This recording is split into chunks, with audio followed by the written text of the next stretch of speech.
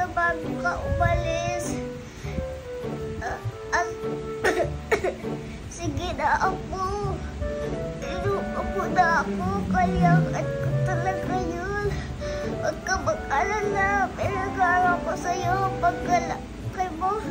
Sige na, Apo. Alis pa po ako. Kayo lang po. Pupunta po pala ako sa kaibigan ko. Babay na po. Oh, Lola. Okay lang naman po sa akin yun. Kahit di po maglinis-linis, ako na lang po gagawa ng gawain. Pero pa, huwag po kayo mag-alala. Huwag na po kayo bumili ng kahit ano. Ako na po bahaya doon. Maghihipon po ako. Pero huwag po di po kayo mag-alala. Magtulog muna po kayo.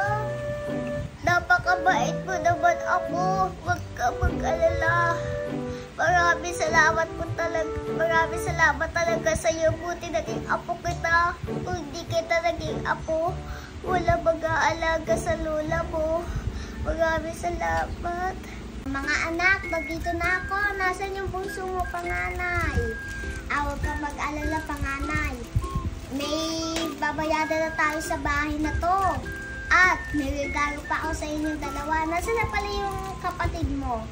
At kanina pa namin siya hinahanap. Di namin siya mahanap. Nakita daw ng nanay mo siya sa labas. Ba't pala pinayagan mo na ba, panganay? Sinabihan na kita. May regalo pala ako sa'yo. Salamin. Alam mo, maganda to. Tignan mo, ha? Thank you po, tatay, sa pagbigay niyong salamin. Napakaganda po. Ngayon lang po ako nakakita nito. Tatay, maraming salamat po. Paano po si Bunso? Nasa na po ba si Bunso? Hindi niya po ba mahanap? Huwag po kayo mag-alala. Hahanapin ko na lang po sa labas. Sige po. Apo, pumunta siya sa mga kaibigan niya. Baka babalik din yun. Huwag mo na hanapin. Kumain na lang kayo. Pinaghanda ko kayo ng ulam doon. Tara, kumain na tayo doon. Tara.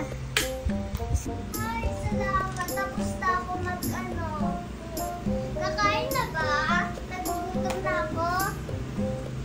Ay, nandiyan na po pala kayo. Alam niyo po, naglinis po ako dito. Si ate po kasi napakasama-sama po kay Lola. Hindi po siya naglilinis. Diba ate, kala po pala ako umalis kasi po, daddy, may ginawa po ako sa labas. Nagwalis po ako doon sa inutusan po ako. Kaya po ako nagkapera. Ayan po, oh. Si ate po, naligalang siya. Pagbigyan niyo po ng regalo sa ate na salamin. Hindi naman siya mabait. Pasaba po siya. Okay po. Hindi yun totoo. Dahil nagsisinungaling po talaga si Bunso. Totoo daw, pumunta na naman daw siya sa kaibigan niya. Kaya po siya nagkaroon ng pera. Hindi po totoo yun. Sinungaling po siya. Huwag ka namang sinungaling, Bunso. Napakasinungaling mo. Ba't kaya yun? Hello po. Thank you po sa pagdanood niyo sa amin. Like and subscribe. Mag-comment po kayo. Basta gayahin nyo lang po ako para magkapera din po kayo. Thank you